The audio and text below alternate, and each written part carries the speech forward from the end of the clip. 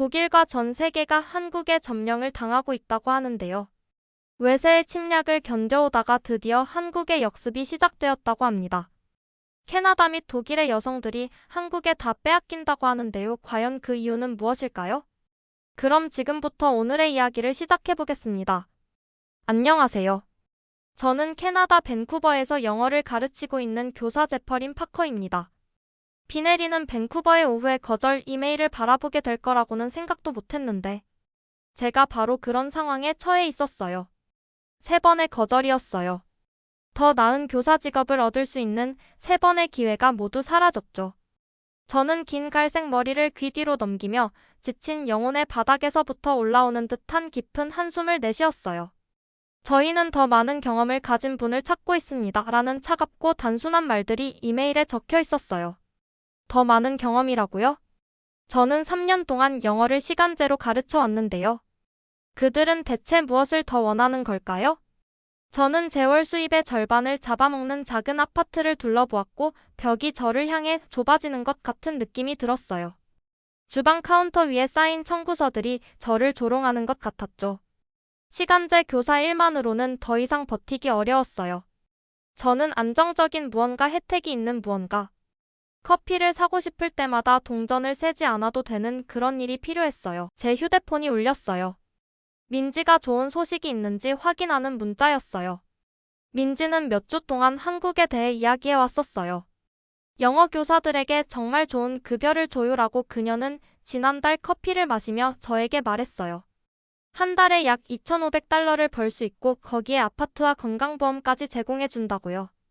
그녀가 처음 제안했을 때 저는 웃었던 기억이 나요. 한국이요? 제가 왜 거기에 가고 싶겠어요? 너무 멀고 한국 문화나 언어에 대해 아무것도 모르는데요. 정말 놀라운 나라예요 라고 민지는 자신의 휴대폰으로 사진을 보여주며 주장했어요. 음식은 맛있고 도시들은 매우 현대적이며 사람들은 친절해요. 그 사진들이 제 마음에 남았어요. 밝은 도시 불빛들, 아름다운 산들, 생기 넘치는 거리들. 한국에서 가르치는 아이디어는 미친 생각에서 실제 가능성으로 커져갔어요. 새로운 시작 모험, 제 재정적 어려움에서 벗어날 수 있는 방법이었죠. 그래서 저는 서울에 있는 3개의 어학원에 지원했어요. 지원서 작성, 면접, 질문 연습, 그리고 바다 건너 교실에서 눈이 반짝이는 학생들을 가르치는 제 모습을 상상하며 시간을 보냈어요. 하지만 지금 3번째 거절 이메일을 바라보며 저는 제 꿈이 무너져 내리는 것을 느꼈어요. 저희는 더 전문화된 경험을 가진 교사를 찾고 있습니다. 라고 이 이메일에 적혀 있었어요. 저는 의자에 축 늘어져 노트북을 닫았어요. 이제는 원어민 영어 화자라는 것만으로는 충분하지 않은 것 같았어요. 세상은 변했고 저는 뒤처지고 있었죠. 이제 저는 무엇을 해야 할까요? 그날 저녁 제가 자신을 불쌍히 여기고 아마도 자격이 없을 구인 공고를 스크롤하고 있을 때 제 전화가 울렸어요. 화면에는 몇 달 동안 보지 못했던 이름이 떠올랐죠. 루카스. 루카스는 밴쿠버에서의 생활이 어떤지 물어보았어요. 그의 목소리는 명랑하고 따뜻했으며 모든 것이 가능해 보였던 대학 시절의 기억이 떠올랐어요. 저는 소파에 더 깊이 파묻혔어요. 저는 그에게 제가 좋지 않다고 인정했어요. 말들이 제가 멈출 수 있기 전에 쏟아져 나왔죠. 저는 그에게 거절될 돈 문제들 그리고 한국에서 교사 일을 찾으려는 저의 실패한 시도들에 대해 이야기했어요. 루카스는 한국이 흥미로운 선택이라고 말했어요. 잠시 침묵이 흐르고 저는 거의 그가 생각하는 소리를 들을 수 있을 것 같았어요. 루카스는 제게 베를린을 시도해보지 않겠냐고 물었어요. 저는 놀라움에 거의 전화를 떨어뜨릴 뻔하며 베를린이라고 되물었어요. 루카스는 자신이 2년 동안 베를린에 살고 있었다고 말했어요. 국제언어타워는 항상 영어 교사를 찾고 있으며 서류 작업도 다른 나라들에 비해 꽤 간단하다고 했어요. 저는 천장을 찌푸리며 바라보았어요. 베를린이라니. 하지만 저는 독일어를 하지 못한다고 걱정했어요. 루카스는 웃었어요. 그 소리는 밝고 친숙했죠. 그는 제가 독일어를 배우는 것이 아니라 영어를 가르칠 것이기 때문에 독일어가 필요하지 않다고 말했어요. 물론 약간의 독일어를 배우는 것도 나쁘지 않을 거라고 덧붙였어요. 게다가 도시는 놀랍다고 했어요. 역사, 예술, 음악으로 가득 차 있고 음식은 훌륭하며 사람들은 매우 친절하다고요. 그가 말하는 동안 저는 자갈 깔린 거리, 현대적인 건물들, 옆에 있는 오래된 건물들, 그리고 추운 날씨에도 사람들이 밖에 앉아 있는 카페들을 상상하고 있었어요. 그것은 제가 상상해왔던 서울의 붐비는 거리는 아니었지만 매력적인 무언가가 있었어요. 루카스는 급여도 괜찮다고 계속 말했어요. 아마도 한국만큼은 아니지만 편안하게 살기에는 충분하다고요. 그리고 베를린은 밴쿠버보다 훨씬 저렴하다고 했어요. 저는 창문으로 걸어가 아래에 비 내리는 거리를 내다보았어요. 제 반영이 저를 다시 바라보고 있었어요. 피곤한 눈 축 처진 어깨, 저는 변화가 필요했어요. 한국은 아니었지만 해외에서 가르칠 기회였죠. 아마도 베를린에서 돈을 모으고 나중에 다시 한국을 시도할 수 있을지도 모른다고 생각했어요. 저는 루카스에게 자세한 내용을 보내달라고 말했어요. 제 목소리는 더 강해지고 있었죠. 저는 오늘 밤 지원하겠다고 했어요. 저는 완전히 충격을 받았는데 베를린 어학원이 바로 다음 날 제안으로 응답했어요. 그들은 즉시 시작할 수 있는 사람이 필요했고 그들은 제 경험을 좋아했어요. 그렇게 제 인생이 바뀌었어요. 저는 가방을 쌌고 작은 아파트에 작별을 고했으며 민지를 꽉 안아주고 사진을 보내겠다고 약속했어요. 2주 후 제 비행기가 태겔 공항을 향해 내려갈 때 저는 흥분한 아이처럼 창문에 얼굴을 눌렀어요. 저 아래로 베를린이 모든 방향으로 펼쳐져 있었어요. 건물들, 공원들, 그리고 구불구불한 거리들의 패치워크 지는 해가 도시를 황금빛으로 빛나게 만들었어요. 마치 저를 환영하는 것처럼요. 제 심장은 흥분과 두려움으로 빠르게 뛰었어요. 저는 정말로 이것을 하고 있었어요. 한 번도 방문한 적이 없는 제가 언어를 못하는 나라로 이사하는 것, 그것은 제가 가졌던 계획은 아니었지만 아마도 이후로는 제가 정확히 필요로 했던 것일지도 몰라요. 비행기 바퀴가 독일 땅에 닿았을 때 저는 스스로에게 약속을 했어요. 저는 공항 불빛이 가까워지는 것을 보며 속삭였어요. 언젠가 나는 한국에 갈 거야. 하지만 지금은 베를린, 네가 제공할 수 있는 것을 볼까? 베를린에서의 저의 첫날은 밝고 추운 새벽과 함께 시작되었어요. 저는 인터내셔널 랭귀지 타워를 올려다보며 보도에 서 있었어요. 그것은 주변 건물들보다 높이 솟아 있었고 유리창은 마치 하늘을 향해 뻗은 거대한 거울처럼 구름을 반사하고 있었어요. 깊은 숨을 들이마시고 저는 회전문을 통과하여 제 새로운 삶으로 들어섰어요. 로비는 제가 알아볼 수 없는 다양한 언어를 말하는 사람들로 북적였어요. 은색태 안경을 쓴 키 큰 여성이 손을 뻗으며 저에게 다가왔어요. 프라우 밀러라는 행정보조원이 저를 환영하며 자기소개를 했어요. 그녀는 약간의 독일 억양이 있는 완벽한 영어로 말했고 타워 주변을 안내해주겠다고 했어요. 우리가 엘리베이터를 타는 동안 프라우 밀러는 건물의 구조를 설명했어요. 인터내셔널 랭귀지 타워는 10개의 층이 있으며 각 층은 서로 다른 언어에 전념하고 있다고 했어요. 1층은 리셉션과 카페테리아, 2층은 초보자를 위한 독일어, 3층은 프랑스어와 이탈리아어라고 했어요. 엘리베이터가 올라갈수록 그녀는 계속해서 언어들을 나열했어요. 저는 우리가 꼭대기에 도달했을 때 그녀의 목소리가 자부심으로 부풀어 오르는 것을 알아차렸어요. 그녀는 10층이 영어 부서라고 발표하며 엘리베이터에서 나왔어요. 그것은 가장 높은 층이고 베를린에서 최고의 전망을 가지고 있다고 했어요. 저는 자부심을 느끼지 않을 수 없었어요. 물론 영어는 맨 위층에 있을 거예요. 모든 사람들이 영어를 배우고 싶어 했죠. 그것은 전 세계 비즈니스, 영화, 음악의 언어였어요. 바닥에서 천장까지 이르는 창문을 지나가면서 저는 전망이 정말 웅장하다는 것을 인정해야 했어요. 공원과 역사적인 건물들이 옛것과 새것의 패치워크를 만들어내며 도시 전체가 저 앞에 펼쳐져 있었어요. 제 교실은 스마트보드와 편안한 의자가 있는 밝고 현대적인 공간이었어요. 제 학생들은 대부분 직업을 위해 영어가 필요한 20대와 30대의 독일 전문가들이었어요. 그들은 은행기술회사 정부 사무실에서 일했어요. 수업은 소규모였어요. 단 8배에서 10명의 학생들만 있었고 그들 모두 배우기를 열망하는 것 같았어요. 여기서 가르치는 것은 밴쿠버와 달랐어요. 제 독일 학생들은 질문에 직접적이었고 배움에 진지했지만 그들은 또한 저를 웃게 만드는 놀라운 유머 감각을 가지고 있었어요. 저는 몇 년 동안 그랬던 것보다 더 가르치는 것을 즐기고 있다는 것을 발견했어요. 몇 주 후 저는 편안한 일상에 정착했어요. 저는 오전과 오후 수업을 가르쳤고 타워의 카페테리아에서 점심을 먹었으며 저녁에는 루카스를 가이드로 삼아 베를린을 탐험했어요. 어느 날 점심시간에 저는 다른 층들을 탐험하기로 결정했어요. 6층으로 내려가면서 저는 특이한 점을 발견했어요. 복도를 가득 채우고 교실 문 밖에서 기다리는 사람들의 무리가 있었어요. 저는 근처에서 커피를 마시며 아는 미소로 군중을 지켜보고 있는 프라우 밀러에게 무슨 일이 일어나고 있는지 물어봤어요. 프라우 밀러는 그곳이 한국어 부서라고 대답했어요. 그녀는 붐비는 복도를 향해 손짓하며 설명했어요. 작년보다 등록이 4배 증가했으며 특히 BMW와 지멘스 같은 대형 독일 회사에서 일자리를 얻으려는 학생들 사이에서 인기가 많다고 했어요. 저는 혼란스러워 눈살을 찌푸렸어요. 독일 회사들이 왜 한국어를 구사하는 사람들을 원할까요? 프라우 밀러의 눈이 약간 커졌어요. 마치 제 질문에 놀란 것처럼요. 그녀는 한국이 비즈니스에 있어 매우 중요해지고 있다고 설명했어요. 그들의 기술 회사들은 이제 리더이며 삼성, LG, 현대는 많은 독일 기업들과 파트너 관계에 있다고 했어요. 또한 그녀는 작은 미소를 지으며 많은 젊은 독일인들이 한국 음악과 쇼를 좋아한다고 덧붙였어요. 마치 신호라도 받은 듯이 10대 학생들. 그룹이 BTS라고 불리는 무언가에 대해 흥분해서 대화하며 우리 옆을 지나갔어요. 그들은 한국 글자가 있는 다채로운 티셔츠를 입고 있었어요.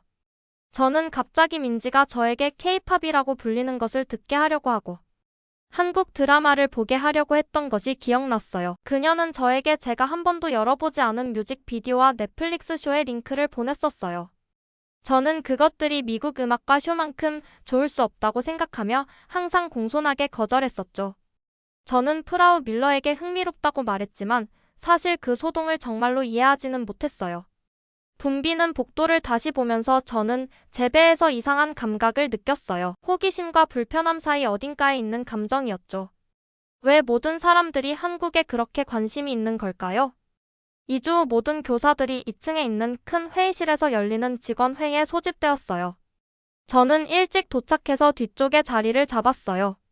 그곳에서 저는 모든 사람을 볼 수 있었죠. 회의실은 모든 부서의 교사들로 빠르게 채워졌고 그들의 목소리는 다양한 언어와 억양의 웅성거림을 만들어냈어요. 헤어 슈미트 원장님이 심각한 표정을 지으며 방 앞으로 걸어갔어요.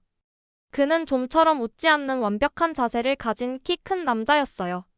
오늘 그는 평소보다 훨씬 더 심각해 보였어요. 헤어 슈미트 원장님은 모두에게 안녕하다고 인사하며 불을 어둡게 하는 버튼을 눌렀어요. 천장에서 큰 스크린이 내려왔고 각 언어 부서의 등록 추세를 보여주는 다채로운 그래프가 나타났어요. 저는 숫자를 읽으며 눈이 커졌어요. 영어 부서 새 등록이 8% 감소. 한국어 부서 새 등록이 120% 증가. 다른 언어들은 작은 증가나 감소를 보였지만 이 두 부서만큼 극적인 변화는 없었어요. 저는 제 위가 조여드는 것을 느꼈어요. 헤어 슈미트 원장님은 목청을 가다듬었어요. 그는 우리가 학생들의 관심사에 상당한 변화를 경험하고 있다고 말했어요. 이러한 시장 트렌드에 적응하기 위해 우리는 몇 가지 조정을 해야 한다고 했어요. 그는 잠시 멈추고 회의실을 둘러보았어요. 다음 학기부터 한국어 부서를 10층으로 옮기고 영어 부서는 6층으로 이전할 것이라고 발표했어요. 회의실에서 놀란 탄성이 터져나왔어요. 10층은 건물의 심장 같은 곳이었어요. 그곳은 최고의 시설, 최신 장비 그리고 베를린의 놀라운 전망을 가지고 있었죠. 최상층에 있는 것은 단순한 위치 이상이었어요. 그것은 중요성의 상징이었어요. 하지만 헤어 슈미트 원장님은 아직 끝나지 않았어요. 그는 추가로 2명의 한국어 교사를 고용하고 영어 교사 직원을 1명 줄일 것이라고 말했어요. 회의실은 완전히 조용해졌어요.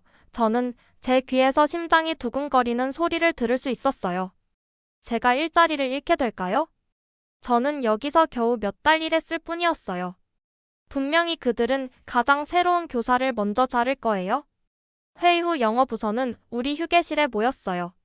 우리가 이사를 위해 개인 물품을 포장하는 동안 분위기는 우울했어요. 저는 제가 구조 조정에서 살아남았다는 것을 알게 되었어요. 해고된 교사는 수년 동안 가르쳤지만 몇몇 좋지 않은 학생 평가를 받았다고 해요. 저는 안도했지만 고급반이 아닌 중급반을 가르치도록 강등되었어요. 제 동료 마이클이 제 교육 자료를 상자에 담는 것을 도와주었어요. 그는 슬픈 미소로 제가 다음 차례일 수도 있다고 속삭였어요. 그들은 항상 작은 삭감으로 시작하고 그 다음에는 더 큰 삭감이 따른다고 했어요. 다음 며칠 동안 저는 일들이 어떻게 변했는지 알아차리지 않을 수 없었어요. 카페테리아에서 한국어 교사들은 VIP처럼 대우받았어요. 다른 교사들, 심지어 전에 그들과 한 번도 대화한 적 없던 사람들도 이제 그들의 테이블 주변에 모여 한국 문화와 언어에 대해 질문했어요. 프랑스어 교사는 초보자를 위한 K-드라마를 추천해달라고 요청했어요. 스페인어 강사는 다음 여름에 서울 여행을 계획하고 있으니 제안할 것이 있냐고 물었어요. 선임 독일어 교사는 자신의 나이에 한국어를 배울 수 있을지 궁금해했어요. 저는 혼자 앉아 점심을 집어먹으며 공기 중에 떠다니는 대화 조각들을 들었어요. 한국어 학습 여행, 삼성과의 비즈니스 파트너십, 서울대학교와의 교환 프로그램. 이것들은 영어 교사들에게는 한 번도 언급된 적 없는 기회들이었어요. 우리는 항상 기본이었고 중요한 존재로 여겨졌었죠.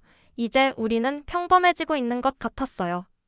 하루가 끝나고 6층으로 내려가는 엘리베이터를 타면서 저는 베를린에서 한국어가 생존의 언어가 되어가고 있다는 생각을 떨칠 수 없었어요. 그것은 제 미래에 무엇을 의미할까요? 어느 오후 저는 제 중급반과 뭔가 다른 것을 시도해보기로 결정했어요. 교과서를 따르는 대신 저는 학생들에게 작은 그룹을 만들어 그들의 경력 계획과 배우고 있는 언어들에 대해 토론하도록 요청했어요. 토마스라는 엔지니어링 회사에서 일하는 진지한 젊은 남자는 영어가 중요하지만 더 이상 충분하지 않다고 말했어요. BMW 뮌헨 본사는 이제 신입 지원자에게 한국어 실력을 플러스 요소로 표시한다고 했어요. 안경을 코 위로 올리며 엠마는 도이체 방크와 지멘스도 그렇다고 덧붙였어요. 그녀의 부서 매니저는 지난달에 한국어 수업을 시작했는데 그는 그것이 자신의 미래에 대한 투자라고 말한다고 했어요. 저는 손에 마커를 든 채 화이트보드 앞에 얼어붙어 있었어요. 한국어가 세계적으로 정말 그렇게 중요해지고 있나요? 베를린뿐만 아니라 독일 전역에서, 유럽 전역에서 제 호기심은 제 자존심보다 더 강해졌어요. 그 주말 저는 베를린 시립대학교에서 열린 언어 교육 세미나에 참석했어요. 방은 언어 교사들, 비즈니스 사람들, 그리고 대학 교수들로 가득 찼어요. 저는 연사들이 그들의 연구를 발표할 때 노트를 작성했는데 각 통계는 이전 것보다 더 놀라웠어요. 원하는 제2외국어로 한국어를 나열하는 독일 기업 250% 증가. 유럽 전역의 한국어 학습자 87% 성장. 한국 엔터테인먼트 산업 현재 세계 5위의 문화 수출국. 전문가들은 이를 문화적 반격이라고 불렀어요. 평화로운 권력의 역전이었죠. 한 회색 머리의 교수님은 제 피부를 따끔거리게 하는 표현으로 설명했어요. 이것이 현대 세계에서 진정한 영향력이 작용하는 방식이에요. 군사력이 아닌 사람들이 기꺼이 받아들이는 이야기. 음악 그리고 아이디어를 통해서요. 하지만 저는 저를 놀라게 한 다른 것도 배웠어요. 100년 전 한국은 일본의 통치하에 있었고 한국인들은 자신들의 언어를 사용하는 것이 금지되었어요. 한국어는 교과서에서 제거되었고 사람들은 이름을 일본식으로 바꾸도록 강요받았어요.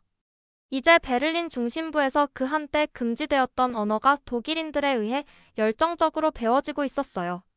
그것은 무기가 아닌 문화적 경제적 힘을 통해 이루어진 완전한 운명의 역전이었어요. 저는 영어가 계속 지배적일 것이라고 항상 가정했던 제 생각에 대해 고민했어요. 민지가 한국 문화를 나눠주려 했을 때 저는 알아보려고 노력하지 않았죠. 저는 10층 위치에 대한 권리가 있다고 느꼈어요. 그날 저녁 저는 아파트로 돌아와 제가 결코 하지 않을 것이라고 생각했던 일을 했어요. 저는 대학 도서관에서 빌린 초보자용 한국어 교과서를 열었어요. 그 문자들은 제가 익숙한 알파벳과는 다른 아름다운 작은 그림처럼 보였어요. 안녕하세요. 저는 제퍼린 파커입니다. 저는 발음 가이드를 따라 천천히 읽었어요. 그 단어들은 제 혀에 이상하게 느껴졌지만 제가 첫 한국어 단어를 말하자 제 마음은 흥분으로 가득 찼어요. 그것은 새로운 길의 시작에 서 있는 것 같았어요. 제가 계획하지 않았지만 갑자기 탐험하고 싶어진 길이었죠. 다음 날 아침 저는 결정을 내렸어요. 저는 어학원에 휴직을 신청하고 서울행 비행기를 예약했어요. 관광객이 아닌 학생으로서요. 100년 전 그들은 이 언어를 지우려고 했어요 라고 저는 짐을 싸면서 생각했어요. 이제 그것은 배우지 않고는 살아남을 수 없는 언어가 되었어요. 저는 이 승리를 직접 보고 싶어요. 베를린의 회색 건물들 사이에서 한국어는 이제 가장 밝고 높은 층을 차지했어요. 그리고 저는 마침내 진정한 힘이 강제력이 아니라 다른 사람들이 당신의 언어를 배우고 당신의 이야기를 이해하고 당신의 세계의 일부가 되고 싶어 하게 만드는 문화적 힘에서 온다는 것을 이해했어요. 3주 후 서울로 향하는 제 비행기가 이륙하면서 저는 어떻게 원래의 거절들이 저를 여기로 이끌었는지 생각하며 미소 지었어요. 먼저 베를린으로 이제 한국으로 정확히 제가 처음에 가고 싶었던 곳이지만 완전히 다른 목적으로요. 때로는 거절이 당신을 정확히 당신이 있어야 할 곳으로 이끌 수 있어요. 그저 당신이 예상했던 방식이 아닐 뿐이에요.